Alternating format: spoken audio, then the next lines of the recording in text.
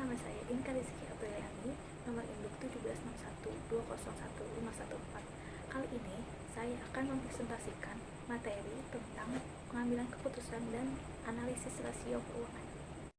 Referensi dari materi yang akan saya sampaikan yaitu dari buku Teori dan Praktik Pengambilan Keputusan, yaitu pengarangnya Bapak Dr. Hamdani SE, MM, MPD, MAK, yang sekaligus Kaprodi dan dosen di Fakultas Ekonomi dan Bisnis Universitas Muhammadiyah Tangerang. Nah, teman-teman, ada yang sudah tahu belum laporan keuangan itu apa? Ayo. Nah, laporan keuangan itu adalah hasil akhir dari proses akuntansi yang digunakan sebagai dasar pengambilan keputusan bagi penggunanya. Siapa aja sih penggunanya? Laporan keuangan memberikan informasi tentang aktivitas operasional perusahaan dan posisi keuangan baik pemilik, manajemen, maupun pihak luar yang berkepentingan. Nah, ada beberapa yang termasuk ke dalam laporan keuangan. Yang pertama, laporan laba rugi atau income statement.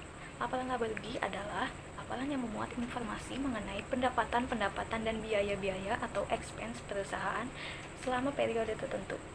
Yang kedua, laporan neraca atau balance sheet. Laporan neraca atau balance sheet memuat informasi tentang keadaan aktiva atau aset, utang atau liabilities, dan modal sendiri atau owner's equity perusahaan pada saat tertentu. Yang ketiga adalah laporan saldo laba atau statements of retained earnings. Laporan saldo laba memuat informasi tentang laba yang dihasilkan dan akan dibagikan sebagai dividen atau laba yang ditahan selama periode tertentu. Yang keempat, laporan arus kas. Laporan arus kas yaitu memuat informasi tentang kegiatan koperasi, investasi dan pendanaan perusahaan terhadap arus kas selama satu periode tertentu. Nah, yang kelima yaitu catatan atas laporan keuangan. Catatan atas laporan keuangan adalah bagian integral dari laporan keuangan yang tidak dapat dipisahkan.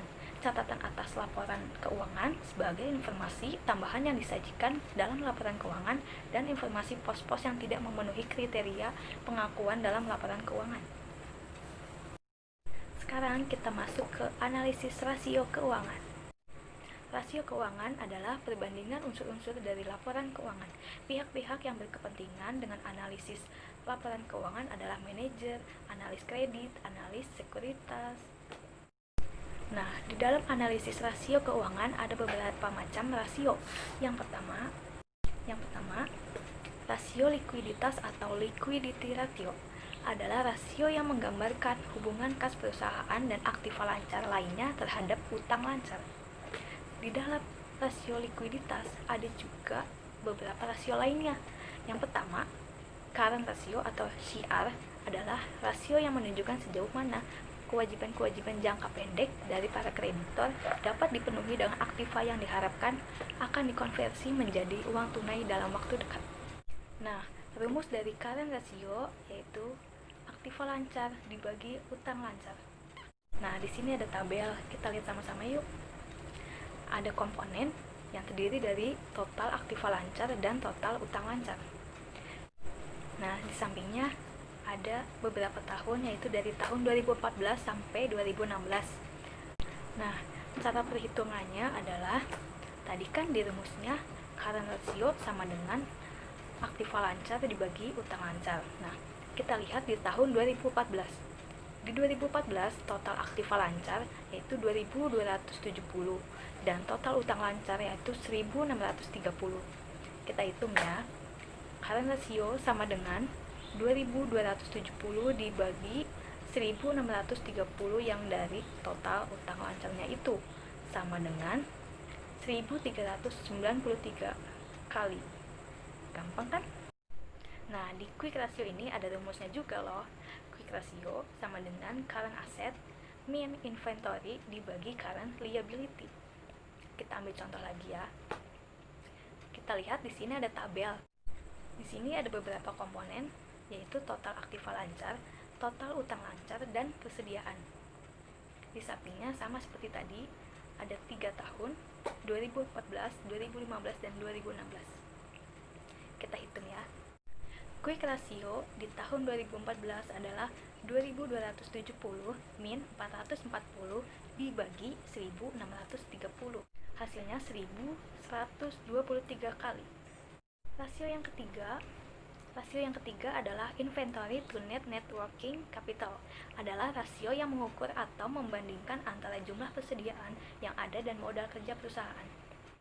Rumus dari to net working capital adalah inventory dibagi current asset min current liability. Nah, di sini ada tabel lagi. Kita lihat komponennya. Ada persediaan, total aktiva lancar, dan total utang lancar. Kita hitung lagi ya. Nah, cara perhitungannya di tahun 2014 yaitu persediaan dibagi current asset min current liability. Jadi persediaan di tahun 2014 ini ada 440 dibagi 2270 yang dari aktiva lancar, lalu dikurang total utang lancar.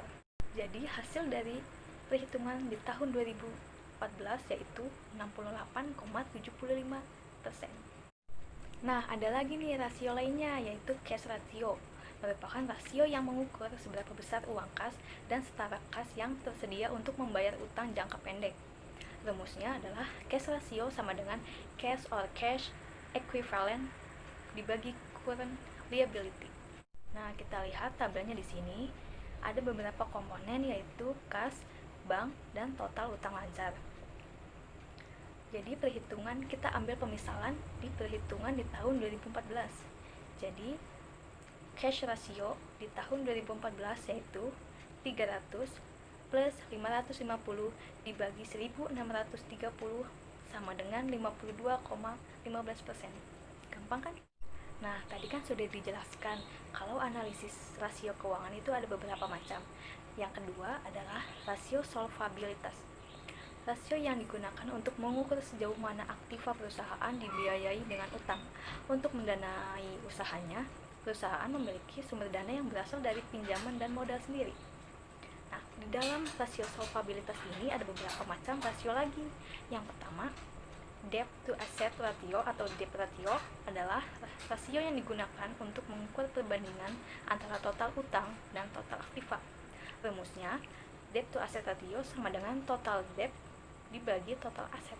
Yang kedua, debt to equity ratio adalah rasio yang digunakan untuk mengetahui perbandingan antara total utang dan modal sendiri.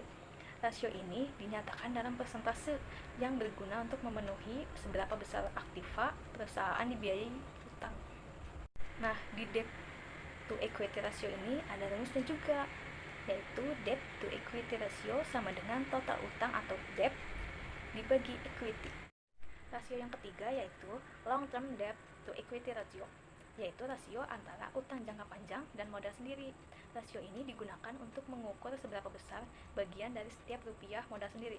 Rumusnya, long term debt to equity ratio sama dengan long term debt dibagi equity. Nah, yang keempat ada current liabilities to net worth, adalah rasio antara hutang dan modal sendiri. Rasio ini menunjukkan bahwa dana pinjaman yang segera akan ditagih ada terdapat sekian kali dari modal sendiri. Rumusnya, current liabilities to equity sama dengan current liabilities dibagi equity. Nah, macam-macam rasio yang ketiga ini yaitu rasio aktivitas. Rasio yang digunakan untuk mengukur tingkat efisiensi pemanfaatan sumber daya perusahaan, yaitu ada penjualan, persediaan, penagihan, utang, dan lainnya. Berikut ini termasuk ke dalam rasio aktivitas adalah yang pertama, perputaran piutang atau receivable turnover adalah rasio yang digunakan untuk mengukur seberapa lama penagihan piutang selama satu periode. Rumusnya yaitu receivable turnover sama dengan penjualan kredit dibagi rata-rata piutang. Yang kedua, perputaran persediaan atau inventory turnover adalah rasio yang digunakan untuk mengukur seberapa kali dana yang ditanam dalam inventory ini berputar dalam satu periode. Nah, rumus dari inventory turnover ini sama dengan harga pokok penjualan dibagi rata-rata persediaan.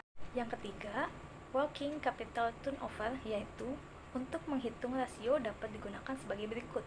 Rumusnya, NWC turnover sama dengan net sales dibagi working capital. Yang keempat, Fixed asset turnover adalah rasio yang digunakan untuk mengukur seberapa efektif perusahaan menggunakan aset pabrik serta peralatannya.